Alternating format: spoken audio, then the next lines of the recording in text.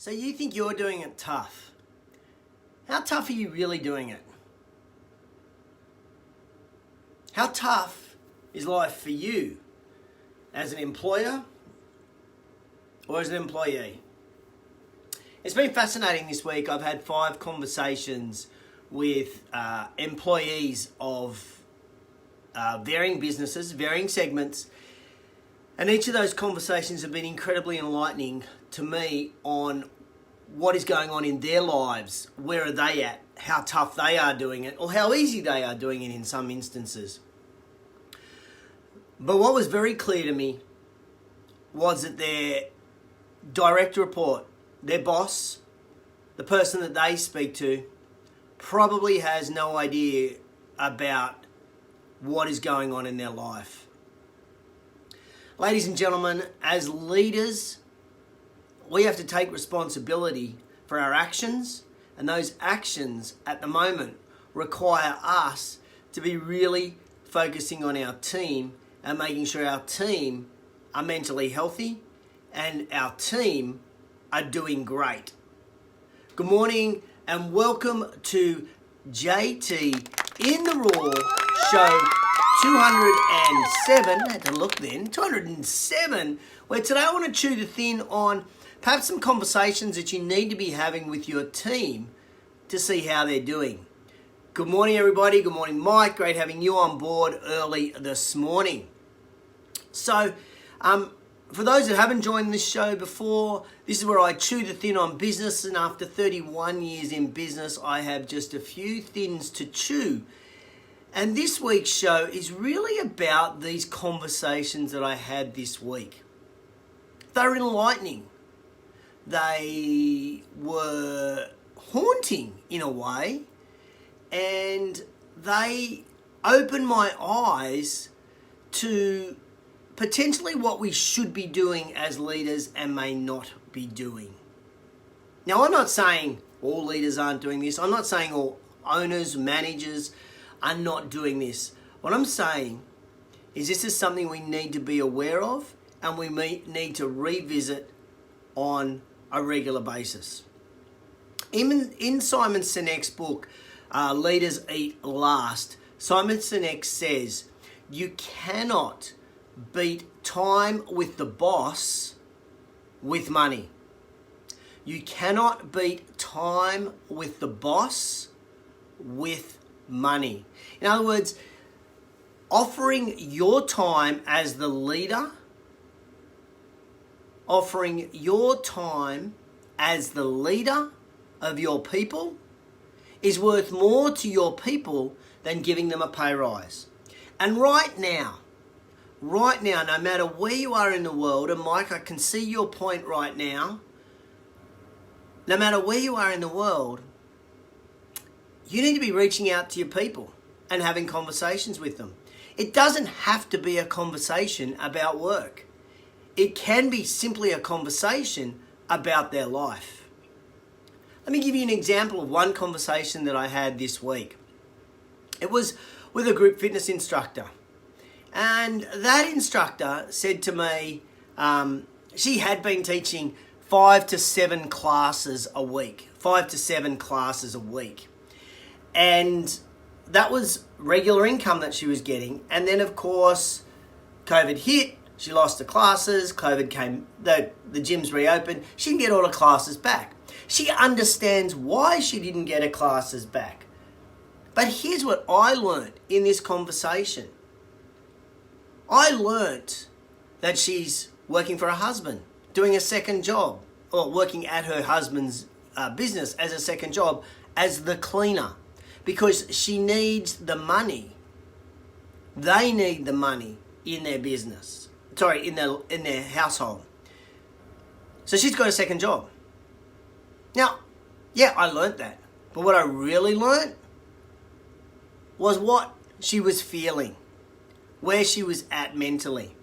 And what I also learned was that no one had actually had a conversation with her about how she was traveling. People who are watching this from Australia, you know there is the Are You OK Day. You know there are charities, there are there's huge proponents of asking questions of our people and making sure that they're okay, of our friends. As leaders, we've discussed this a number of times on JTinTheRaw, but maybe it's still falling on some deaf ears. That's why I'm bringing it up again today. There are people out there that are doing it tough. And as a leader, you don't need to talk to them as their manager or as the owner or as the employer. You need to talk to them as their friend. And you need to make sure that they are doing okay. You need to make sure that they're a human. And you need to be a human. And you need to reach out to them as a human. Now, I don't know how that looks like. I don't know whether that looks like it's a text message or a phone call or an email. It's what makes you feel comfortable or what you think will have the greatest impact on them. But in the conversations that I've had this week, I have learnt that there's people in a lot of pain. Not just financial pain, marital pain, relationship pain, I should say. They're in pain for work. It's a whole range.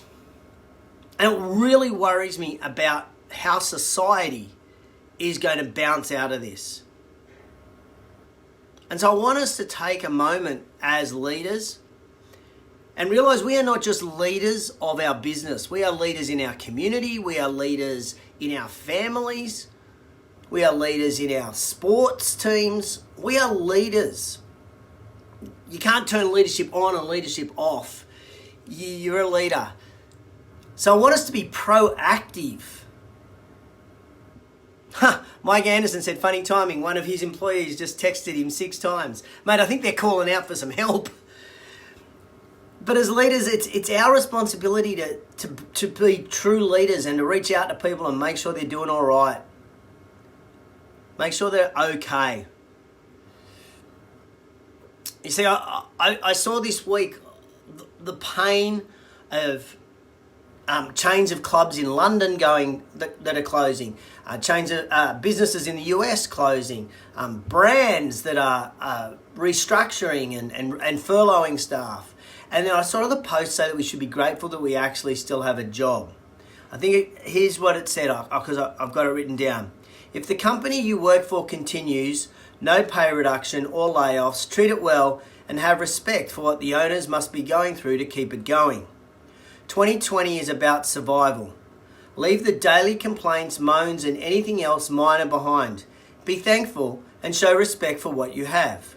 Work hard and show your boss, owner or company the appreciation they need and deserve. Yes, absolutely, spot on. But let's reverse the role as well. Not only should we work hard, not only should we show our employer appreciation that we still have a job, but as the employer, we should show appreciation that we have employees that show up, that employees that give a shit about us and their clients and your members and your customers. I don't think anyone is doing it easy at the moment. I don't think anyone is. What I do think is those that are doing it easier are those that have a good support mechanism around them, a good support community around them. In a couple of hours, a whole bunch of fitness people from around the world are going to jump on a Zoom call. It's the 20th weekly Zoom call that these people have. It's like their FitBiz family. They get together and they talk and they support each other. My question for you is, as a leader, are you really finding out how people are doing?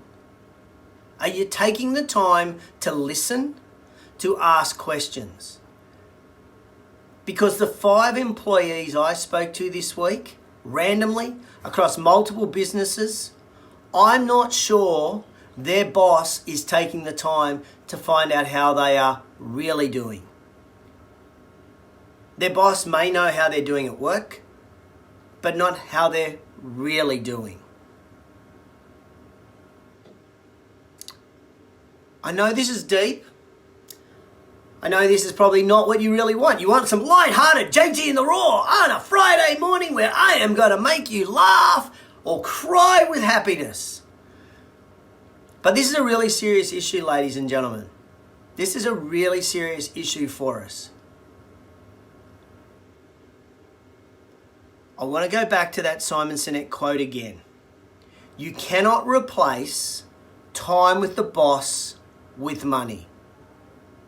Doesn't matter how much you pay people. It doesn't matter how much time you give them off. It doesn't matter how many other things that you give them. They all pale into insignificance when they can have time with you. Time with you as a leader to find out how you're doing, but also to share how they're doing. So this week I want a commitment from you. This week I want you to hit me with a love heart or put something in the comments below, a word or a statement or an emoji that says you are going to reach out and have a true, deep conversation with one of your team. A true, deep conversation with one of your team. I don't care what you put in the comments. I don't care how you confirm you're going to do this. But I want you to reach out to at least one of your team and have a conversation. This morning on one Rex call that I had, one Rex Roundtables call, one of the Rex members said she's gone from 260 staff down to 60 staff, 240 staff to 60 staff. She's down to 25% of her staff.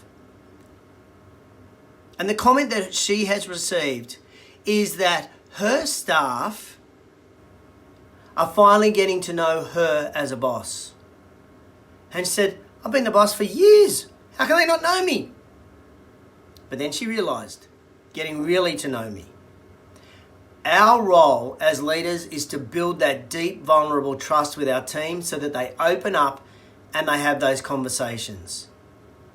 You need to know what is going on in their lives because how they show up for work will be impacted by what's happening in their life. I'm not asking you this week to solve issues for people in their life. No, I'm not asking you to find solutions. I'm asking you to listen. Because sometimes people just want to talk. And this week, the 5 people I spoke to, I'm pretty sure just wanted to talk. They weren't looking for a solution. They just wanted to talk. And at the end of the conversation, I'm pretty sure they felt better. So are you up for this? If you're up for this, give me a love heart now, whether you're watching live or on replay, or put something in the comments below. Will you reach out to one person that works for you this week and see how they are doing? Not at work, but in life. Will you? Are you up for that? I want to know. I really do want you to. Eliza, oh my goodness, that is awesome. She's having her team over for dinner at her place tomorrow night. I love that. That's going to give you the opportunity to have some little one-on-ones, Eliza, and just see that they're doing okay. Ladies and gentlemen, it is something that we hear all the time. We're in this together. We're in this together. Stronger together. Okay. They are just words. We need some actions. We need some actions with our team. Those actions are, make sure we are stronger together. Make sure they do realise we're in this together. And anyone that's heard me speak about looking after your team or leadership with your team previously, you'll have heard this quote. If you give a shit about your people, then give a shit about your people. If you give a shit about your people, then give a shit about your people. Ladies and gentlemen, thanks for tuning in to JTinTheRaw. Thanks, Brettos. Thanks for joining me this morning, mate. And that's did that 2 days ago during Speed Feedback. Speed Feedback. Ooh, I like the sound of that. Have to quiz you on that next week. Hope you've enjoyed the show. If you got any value out of the show, please hit the tag button. Tag any of your friends that you think should watch the show. Or even hit the share button and share it on your news feed with anybody. I really hope that I got through. But please also understand, if you want to talk, shoot me a message. Happy to have a conversation with anybody, anytime, or just be there to listen. Just be there to listen to you. I don't always have the solutions. And if you're not looking for solutions, then I'm a great person to talk to. But if you are looking for solutions, then please, reach out. We can chew the thin. We'll see what we can come up with. We're all in this together. We are stronger together. But we actually have to have actions, not just say those words. We need actions to show that we are stronger together, and we need actions to show that we are in this together. You've all got great team members that work for you. Just look after them. Look after them as human beings. Next week, I promise I'll have a lighter topic. I'll work out a lighter topic for you so that I'll make you laugh and cry and cheer and chant. Thanks, Andrew. Good to hear from you over there in WA, mate. Really appreciate those comments. Thanks, buddy. All right, I will catch you guys on the flip side.